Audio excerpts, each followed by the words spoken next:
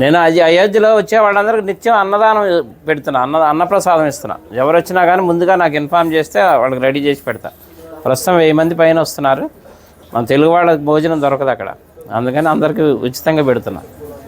ఇంతకుముందు రాముల వారికి 5 వెండి ఇటుకలు ఇచ్చాను శంకుస్థాపనకి. మోడీ గారు శంకుస్థాపన చేశారు కదా, నా అదృష్టం బాగుండి ఆ ఇటుకలతోనే శంకుస్థాపన చేశారు. దాని మీద ఇప్పుడు గుడి తయారైంది.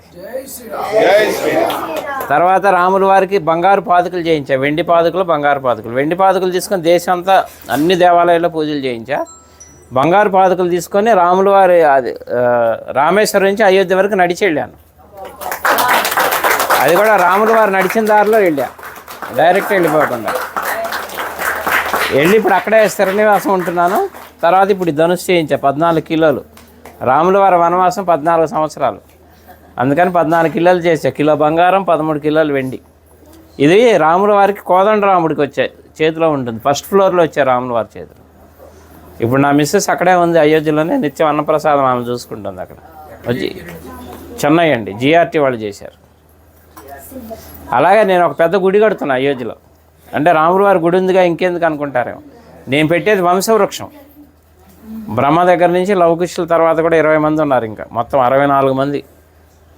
తర్వాత సీతమ్మ వారి వంశం, చంద్రవంశం, సూర్యవంశం, చంద్రవంశం, మొత్తం 450 విగ్రహాలు వస్తాయి. అంటే రాముల వారి వంశంతో పాటు రాముల వారికి అనుబంధం ఉన్న ఎవరెవరు ప్రముఖ వ్యక్తులు, మహా ఋషులు ఉన్నారు కదా, సప్త ఋషులు, వాళ్ళకి ఎవరెవరు సాంగత్యం ఉందో అందరి విగ్రహాలు పెట్టిస్తున్నా. ఎందుకంటే మన ముందు తరాలు వాళ్ళకి తెలియాలి రాముల వారి వంశవృక్షం అంతా. అందుకని శాశ్వతంగా ఉండాలని పెద్ద స్థలం కూడా తీసుకున్నాం, ఒక 5 ఎకరాలు. అక్కడ పెడుతున్నాను. 5 సంవత్సరాల ప్రాజెక్ట్ అది, రెడీ చేస్తున్నా.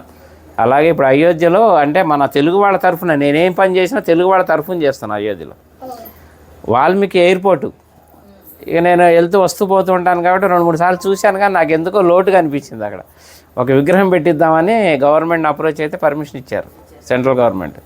16 అడుగుల వాల్మీకి విగ్రహం పెడుతున్నాను. ఆ విగ్రహం కూడా రెడీ అయిపోతుంది ఇప్పుడు. అది కూడా ఎవరన్నా సహకరించినా కానీ తీసుకుంటున్నా. ఎందుకంటే భక్తి నాకు ఒక్కడికే కావాలని కాదు, పుణ్యం అందులో అందరినీ భాగస్వాములు చేయాలి, ఎందుకంటే దైవ కార్యం. అందుకని ఎవరన్నా చేస్తే వీళ్ళున్న వాళ్ళు చేయొచ్చు.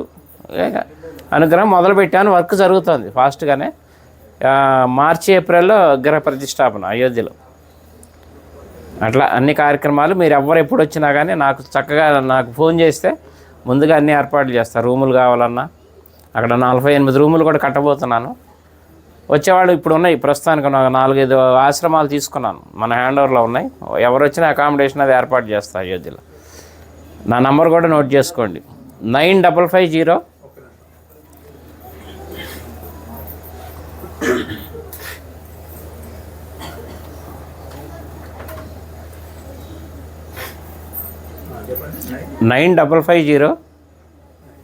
754-389. చల్లా శ్రీనివాస్ శాస్త్రి అయోధ్య అని పెట్టుకోండి. ఇంకా నేను ఉండబోయేది అక్కడే, హైదరాబాదే మాది కానీ మణికొండ, కానీ ప్రస్తుతం ఇంకా షిఫ్ట్ అయిపోయినాం అక్కడే ఉండి వచ్చే భక్తులకి సహాయం చేద్దామని అక్కడే ఉంటున్నాయి. ఇంకా రామ భక్తులకి సేవ చేసుకునే భాగ్యం ఇప్పించాడు రాముల వారు నాకు. ఎందుకంటే నిన్నే బాలరాముడు ప్రతిష్ట నిన్నే 1 year. అందుకే మా ఆవిడ అక్కడ ప్రసాదాలు తయారు చేసి మాకు అవకాశం ఇచ్చారు. ఇప్పుడు 6 రోజులు మొత్తం లోపల ప్రసాదాలు పంచే అవకాశం కూడా ఇచ్చారు. నిన్న మొదలైంది కార్యక్రమం, అందరికీ వినియోగిస్తున్నాం.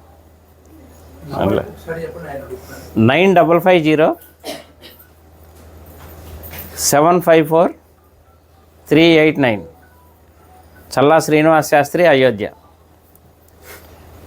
ఓకేనా? ఎవరు ఏ టైంలో చేసినా కానీ నేను అందుబాటులో ఉంటాను.